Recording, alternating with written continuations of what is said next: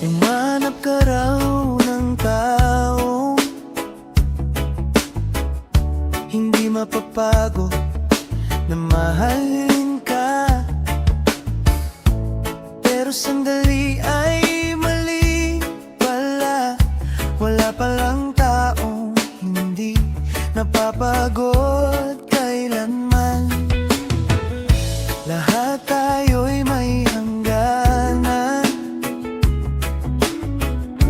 may araw na mahina at sugatan, may gabing gusto na lang sumuko, kahit mahal ka pa rin ng buong buo. Kaya huwag hanapin ang taong hindi kailanman mapapagod. Hanapin mo ang pusong kahit pagod na, sa'yo pa rin gustong lumingon.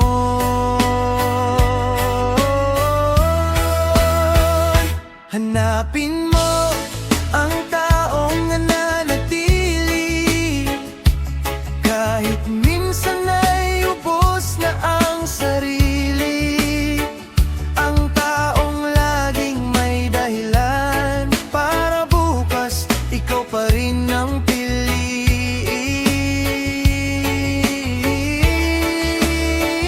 Yung taong pagod na sa mundo,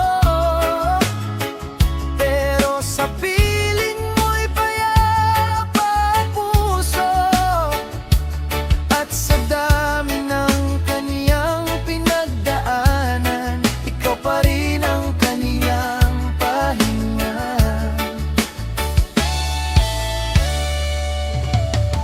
Hindi naman pag-ibig ang kawalan ng pagod, dahil ang pagmamahal ay may luha rin at takot. May mga araw na mabigat ang bawat hakbang, pero may pusong ayaw kang iwan. Kapag dumating ang mga panahong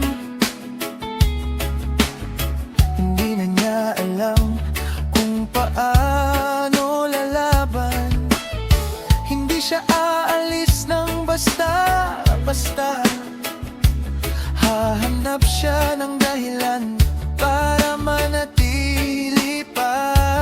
Ay, ang tunay na pagmamahal hindi nangangakong walang hirap. Ang pangako nito'y kahit mahirap, hindi agad bibitaw sa yakap.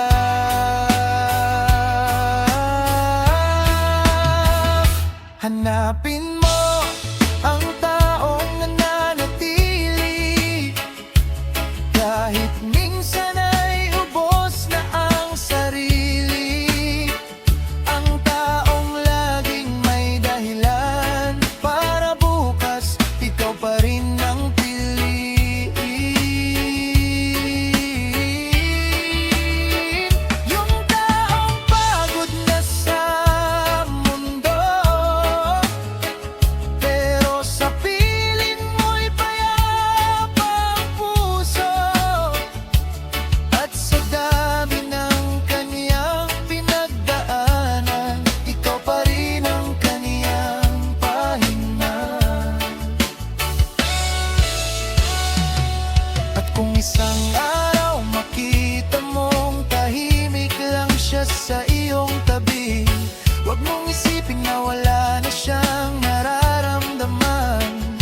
Baka pagod lang siyang lumaban sa buhay. Yakapin mo siya nang walang tanong, sabihin mong pahinga ka muna sa'kin. Dahil baka sa buong maghapong pakikipaglaban, ikaw lang ang gusto niyang uwian. Hindi kailangan ng tao, hindi kailanman mapapagod. Ang kailangan mo'y pusong kahit pagod, ikaw pa rin ang hinahanap.